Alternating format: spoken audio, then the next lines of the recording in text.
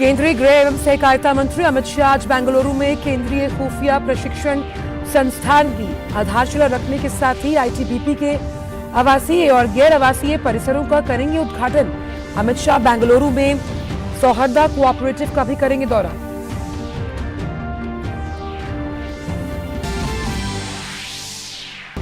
अपने यूरोप दौरे के दूसरे चरण में विदेश मंत्री डॉक्टर एस जयशंकर आज ऑस्ट्रिया पहुंचेंगे।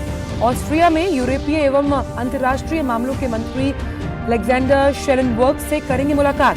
बीते 27 वर्षों में किसी भारतीय विदेश मंत्री की पहली ऑस्ट्रिया यात्रा। दुनिया भर से आ रही है हीराबाग के निधन पर श्रद्धांजलि। तमाम राष्ट्राध्यक्षों ने भेजे शोक संदेश। अमेरिकी राष्ट्रपति जो बाइडेन ने जताया शोक। वहीं जापान और नेपाल के प्रधानमंत्री समेत विश्व के तमाम नेताओं ने भेजा शोक संदेश। तमाम देशों के दूतावासों ने भी जताया शोक।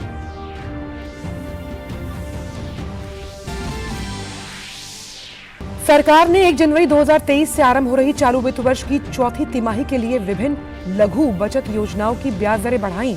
हालांकि पीएफ, सुकन्या समृद्धि योजना और बचत जमा पर ब्याज दर में नहीं हुआ कोई बदलाव।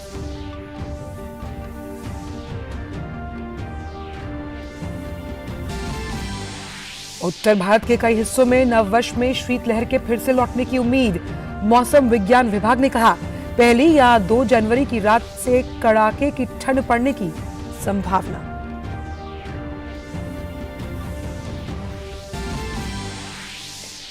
अंतर्राष्ट्रीय खबरों में रूसी राष्ट्रपति व्लादिमीर पुतिन और चीन के राष्ट्रपति शी जिनपिंग के बीच हुई वर्चुअल बैठक। बातचीत में दोनों देशों ने आपसी रणनीतिक और सैन्य साझेदारी बढ़ाने पर दिया बल।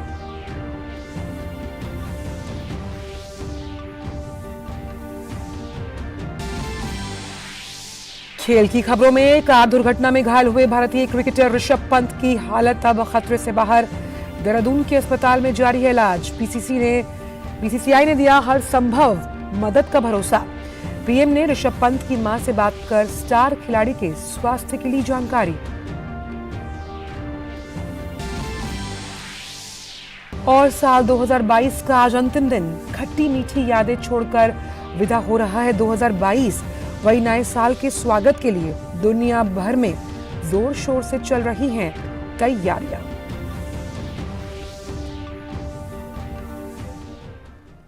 नमस्कार, आप देख रहे हैं डीडी न्यूज। मैं हूं आंचल गुलाटी गुंबर। आइए अब जान लेते हैं इन सभी खबरों को विस्तार के साथ। केंद्रीय गृह एवं सहकारिता मंत्री अमित शाह कर्नाटक के दौरे पर हैं। गृह मंत्री अमित शाह आज बेंगलुरु में केंद्रीय खुफिया प्रशिक्षण संस्थान का शिलान्यास और आईटीबीपी के आवासीय और गैर आवासीय परिसरों का उद्घाटन करेंगे। इसके बाद अमित शाह सहकारिता मंत्री के रूप में सौहार्दा सहकारी संघ का भी दौरा करेंगे।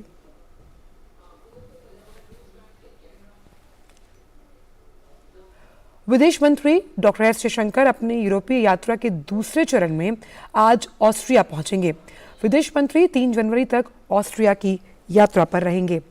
पिछले 27 सालों में पहली बार कोई भारतीय विदेश मंत्री ऑस्ट्रिया की यात्रा कर रहा है।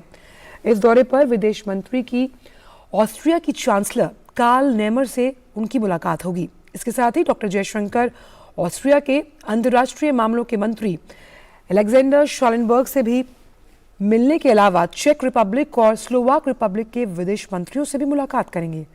ऑस्ट्रिया से पहले डॉक्टर एस जयशंकर साइप्रस दौरे पर थे।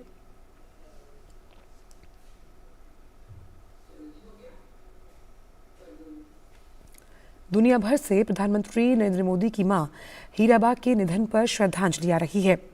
तमाम राष्ट्राध्यक्षों ने शोक संदेश दिए। अमेरिकी राष्ट्रपति जो बाइडेन ने शोक जताया। राष्ट्रपति बाइडेन ने ट्वीट में लिखा, जिल और मेरी ओर से प्रधानमंत्री नरेंद्र मोदी की मां हीराबेन मोदी के निधन पर हार्दिक संवेदनाएं। इस कठिन समय में हमारी प्रार्थनाएं प्रधानमंत्री और उनके परिवार के साथ।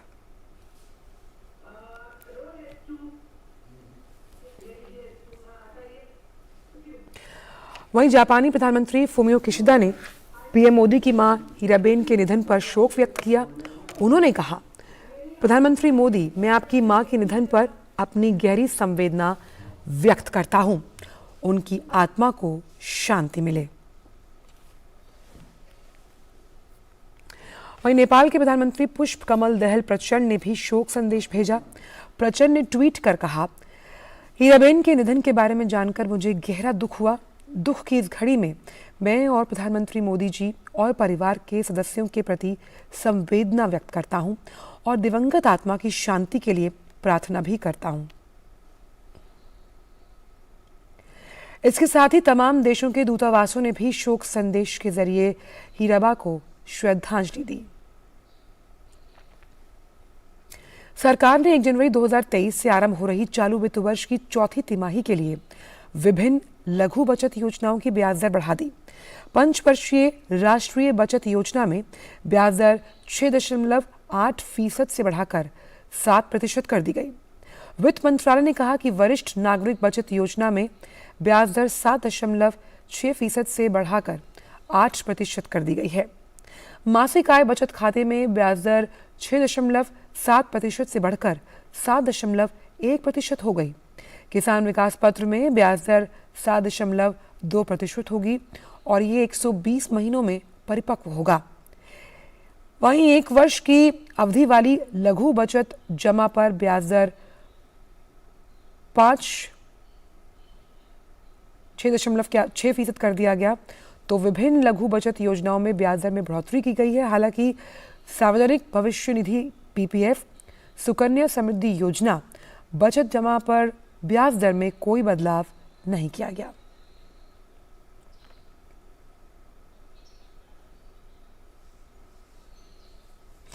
मत्स्य पालन, पशुपालन और डेयरी राज्य मंत्री डॉक्टर एल मुरुगन आज से केरल के 3 दिवसीय दौरे पर रहेंगे। एल मुरुगन अपने दौरे में कोच्चि में केंद्रीय मत्स्य नौचालन एवं इंजीनियरिंग प्रशिक्षण संस्थान में अधिकारियों से मुलाकात करेंगे। इसके साथ वे कई अन्य कार्यक्रमों में भाग भी लेंगे। केंद्रीय स्वास्थ्य मंत्रालय ने कहा कि निःशुल्क टेलीमेडिसिन सेवा ई संजीवनी ने बेहद प्रभावशाली रिकॉर्ड कायम करते हुए अभी तक लोगों को 8 करोड़ 50 लाख परामर्श दिए। इसमें रोगी डिजिटल माध्यम से जो चिकित्सक हैं और विशेषज्ञ हैं उनसे स्वास्थ्य के बारे में सलाह मशवरा करते हैं। केंद्रीय स्वास्थ्य मंत्री मनसुख मांडविया ने कहा कि देश में आयुष्मान भारत स्वास्थ्य और आरोग्य केंद्रों की संख्या 1,50,000 के पार हो गई। उन्होंने कहा कि ये केंद्र प्राथमिक स्वास्थ्य देखभाल उपलब्ध करवा रहे हैं। ये सेवाएं सभी को निःशुल्क उपलब्ध है। ई संजीवनी के माध्यम से प्रतिदिन तकरीबन 4 लाख टेली परामर्श दिए जा रहे हैं। खांसी की दवा डॉक-1 मैक्स में मिलावट की खबरों के बाद केंद्र सरकार सतर्क हो गई है।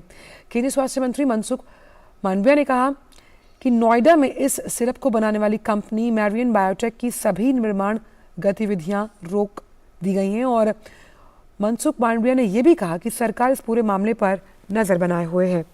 जांच चल रही है, रिपोर्ट के आधार पर कार्रवाई की जाएगी। इससे पहले विभिन्न केंद्रीय एजेंसियों और उत्तर प्रदेश की औषधि विभाग ने एक दल के जरिए 29 दिसंबर को नोएडा में मैरियन बायोटेक कंपनी का निरीक्षण भी किया था।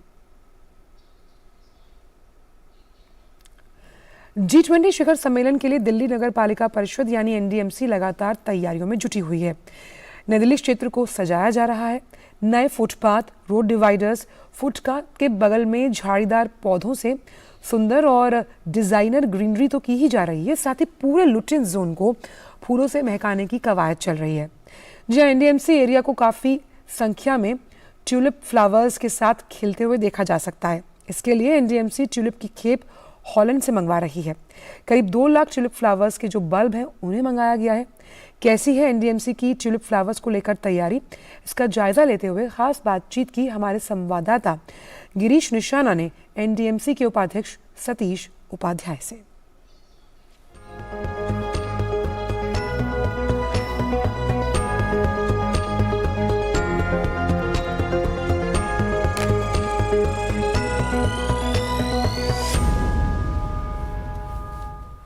G20 के लिए एनडीएमसी लुटियन जोन को दुल्हन की तरह सजा रही है। फूलों से महकाने के लिए किस तरह के कदम उठाए जा रहे हैं, इस पर ज़्यादा बात करने के लिए हमारे साथ मौजूद हैं एनडीएमसी के vice chairman Satish Upadhyay ji. G20 Vasudev कुटुंबकम का जो भाव है और इस बार देश के प्रधानमंत्री जी के नेतृत्व में G20 की जो समिट होने जा रही है उसके लिए एनडीएमसी पूरी तरह से तैयार है। और आप देख रहे हैं कि इस बार हमने विशेष करके जो ट्यूलिप हैं वो उनको हमने इंपोर्ट किया है, लिलीज़ को इंपोर्ट किया है और वो पूरे शांति पथ पर पूरी तरह से लग रहे हैं। आज यहाँ इस राउंड अबाउट पर आप देखेंगे कि ये सारे ट्यूलिप की बल्ब हैं जो बल्ब नीदरलैंड से, हॉलैंड से आई हैं और हमारा स्टाफ लगातार इसमें दिन रात इसके लिए मेहनत कर रहा है। आप देखेंगे कि यहाँ पर इसकी तैयारी हो रही है और ये तैयारी अभी इन बल्ब को 12 से 15 डिग्री टेम्परेचर में हम अपने स्पेशल इसको रखते हैं और उस टेम्परेचर को मेंटेन करते हुए ही यहाँ पर ये बल्ब यहाँ पर लगाएंगे। और लगभग उसमें इतना भी ध्यान रखा जाता है, जब इनको इंपोर्ट करते हैं इनको क्वारंटाइन भी किया जाता है, कहीं किसी प्रकार की कोई फंगस, कोई बीमारी तो इन बल्ब्स में नहीं है, विदेश में साथ में नहीं आई है। उस क्लियरेंस के बाद ये यहाँ अब लगने के लिए तैयार हैं और लगभग 45 डेज़ टू 50 डेज़ में इनकी ब्लूमिंग फूल की स्टार्ट हो जाएगी और आप देखेंगे कि पूरी एनडीएमसी एरिया जो है बहुत रंग बिरंगे तरीके से ट्यूलिप आपको सब जगह दिखाई देंगे। करीब कितने लाख ट्यूलिप को मंगाया गया है और किस तरह से आप देखेंगे? लगभग 1.5 से 2 लाख के आसपास बल्ब इस बार हमने मंगवाई हैं।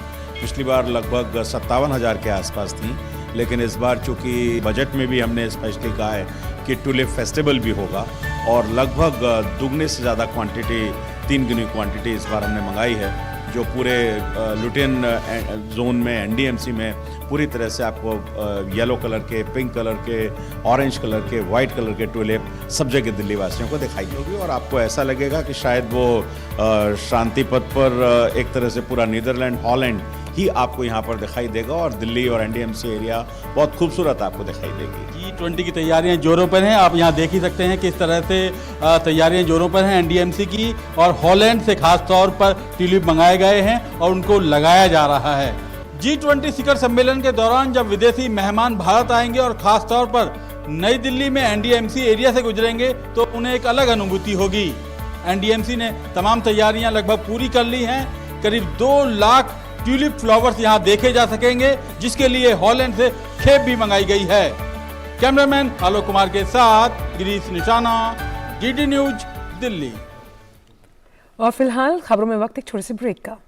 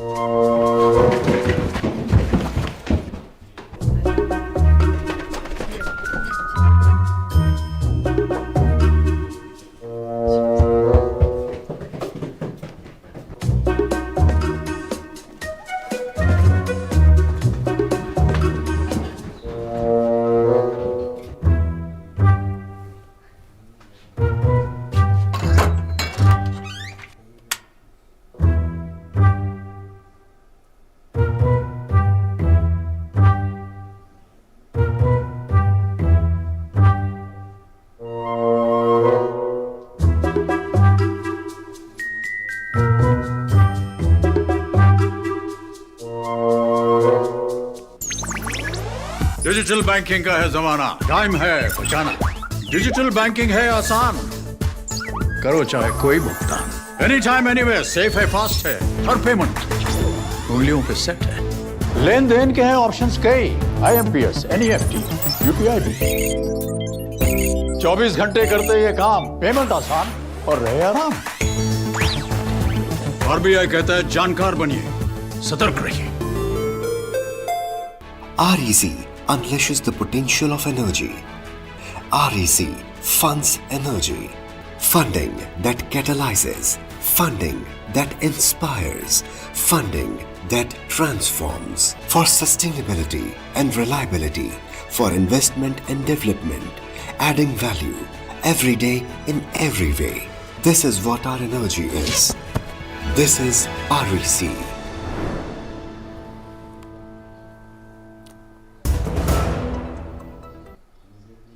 ब्रेक के बाद सभी का स्वागत। और आइए अब खबरों के सिलसिले को बढ़ाते हैं आगे और बात करते हैं मौसम को लेकर। तो उत्तरी भारत के कुछ हिस्सों में नववर्ष पर फिर शीतलहर के लौटने की उम्मीद है। मौसम विभाग के अनुसार हिमालय से चलने वाली बर्फीली हवाएं उत्तर पश्चिमी भारत के मैदानी इलाकों में न्यूनतम तापमान में 3 से 5 डिग्री सेल्सियस की कमी लाएंगे। मौसम विभाग ने कहा कि पश्चिमी विक्षोभ के कमजोर पड़ने के साथ ही दिल्ली के कुछ हिस्सों में तेज ठंड की स्थिति बन सकती है, जिससे जनवरी की शुरुआत में ठंड का कहर काफी तेज हो जाएगा। मौसम विभाग के पूर्वानुमान के अनुसार 1 से 4 जनवरी तक उत्तर पश्चिमी भारत में घना कोहरा छाए रहने का भी अनुमान है। आम नागरिकों को अपना मकान, स्वास्थ्य जैसी बुनियादी जरूरतों को सस्ते दामों पर उपलब्ध कराए जाने के लिए केंद्र सरकार की ओर से कई कल्याणकारी योजनाएं चलाई जा रही हैं। इन योजनाओं में से एक है प्रधानमंत्री जन औषधि योजना। देश में गरीबों और मध्यम वर्ग के लोगों को किफायती दरों में जेनरिक दवाइयां उपलब्ध करवाने के लिए अब तक करीब 9,000 जन औषधि केंद्र स्थापित किए गए। कैसे लोग जन औषधि केंद्रों से लाभ उठा रहे हैं, पेश है ये खास रिपोर्ट।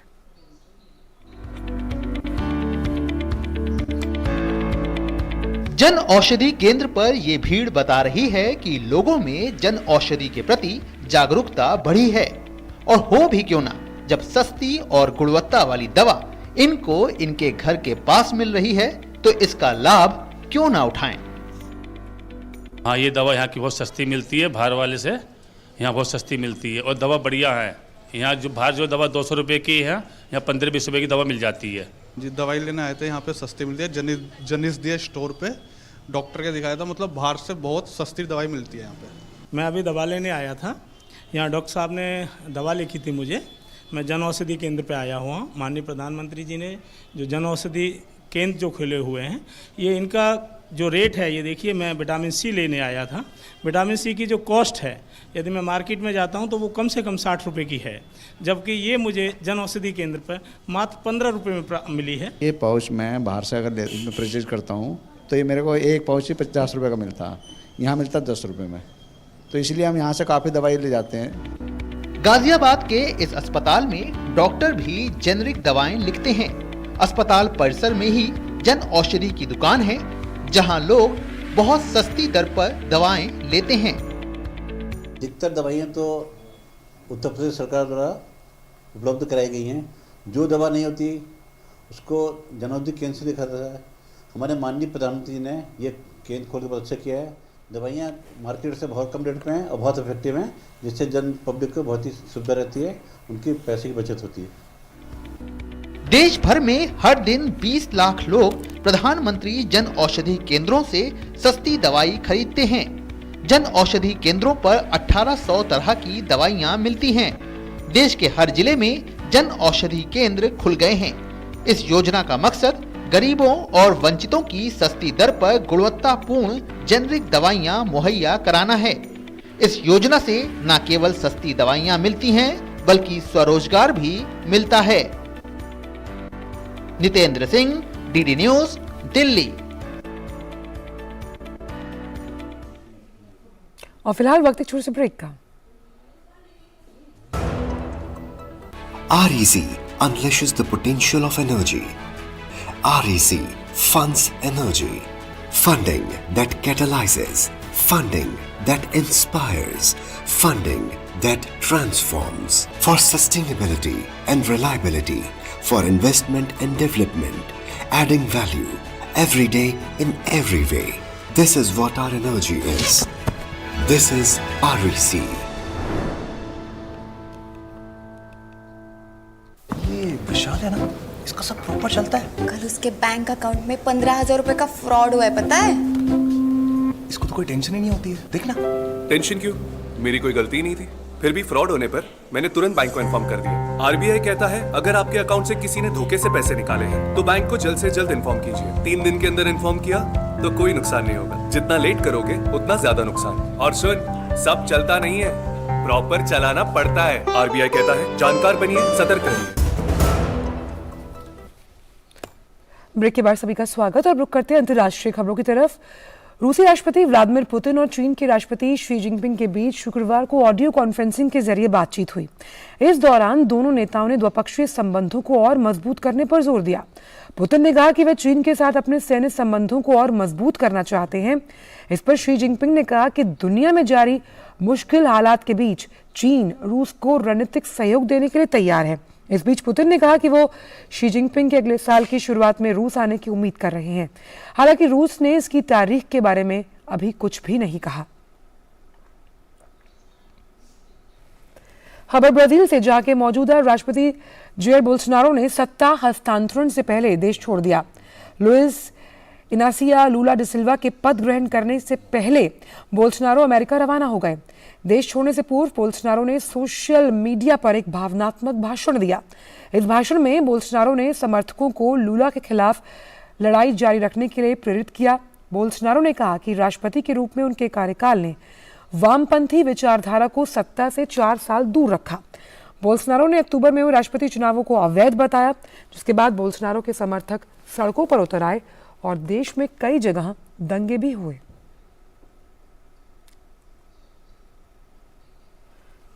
यूक्रेनी राष्ट्रपति जेलेंस्की ने कहा कि यूक्रेनी सेना पूर्वी डोनबास क्षेत्र में रूसी सैनिकों के खिलाफ मजबूती के साथ खड़ी है और कुछ क्षेत्रों में यूक्रेनी सेना बढ़त भी बना रही है।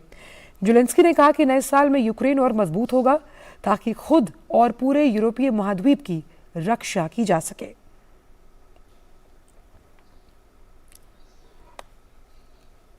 खबर दक्षिण कोरिया से, जिसने दावा किया है कि उत्तर कोरिया ने एक बार फिर पूर्वी जल क्षेत्र में बैलिस्टिक मिसाइल दागी है।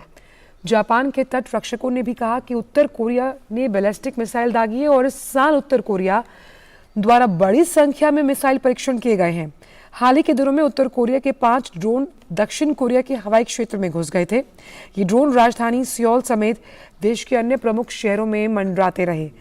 दक्षिण कोरिया ने जवाबी कार्रवाई में कई राउंड गोलियां दागी, लेकिन किसी भी ड्रोन को गिराने में सफल नहीं हुए। कोरियाई प्रायद्वीप पर सैन्य तनाव इस साल तेजी से बढ़ा क्योंकि उत्तर कोरिया ने पिछले महीने ही अब तक के सबसे उन्नत अंतर महाद्वीपीय बैलिस्टिक मिसाइल के प्रक्षेपण सहित कई अन्य हथियारों का परीक्षण किया। और अब बात कोविड की। दक्षिण कोरिया और स्पेन ने शुक्रवार को चीन से आने वाले यात्रियों के लिए कोरोना जांच को अनिवार्य कर दिया। इन देशों के अलावा अमेरिका, भारत समेत कई अन्य देशों ने चीन से आने वाले लोगों के लिए पहले से ही कोरोना वायरस की जांच कराना अनिवार्य कर रखा है। यूरोपीय संघ में ऐसा करने वाला पहला देश इटली था। वहीं इस संबंध में यूरोपीय संघ के स्वास्थ्य विशेषज्ञ अगले हफ्ते एक बैठक कर सकते हैं। रुक करते हैं खेल जगत की खबरों का। कार दुर्घटना में घायल हुए भारतीय क्रिकेटर ऋषभ पंत की हालत अब खतरे से बाहर है। देहरादून के अस्पताल में उनका इलाज चल रहा है। हॉस्पिटल के डॉक्टर्स के अनुसार पंत की हालत अभी स्थिर बनी हुई है। वहीं बीसीसीआई ने ऋषभ पंत के इलाज में हर संभव मदद का भरोसा दिया। वहीं प्रधानमंत्री ने ऋषभ पंत की मां से फोन पर बात कर स्टार खिलाड़ी के स्वास्थ्य के बारे में जानकारी ली। प्रधानमंत्री ने ऋषभ पंत के जल्द स्वस्थ होने की कामना की। अपने ट्वीट संदेश में पीएम ने कहा, मशहूर क्रिकेटर ऋषभ पंत के हादसे से व्यथित हूं। मैं उनके अच्छे स्वास्थ्य और कल्याण के लिए प्रार्थना करता हूं।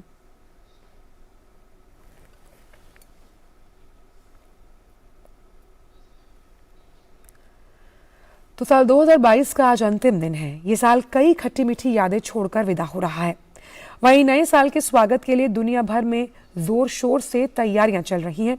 नए साल के आगाज के लिए काउंटडाउन शुरू हो चुका है।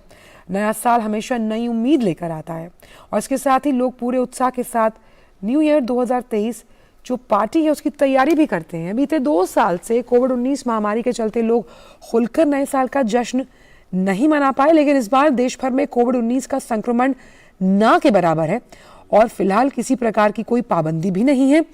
पुराने साल 2022 को अलविदा और नए साल 2023 के स्वागत के लिए लोग जश्न की तैयारी में व्यस्त नजर आ रहे हैं।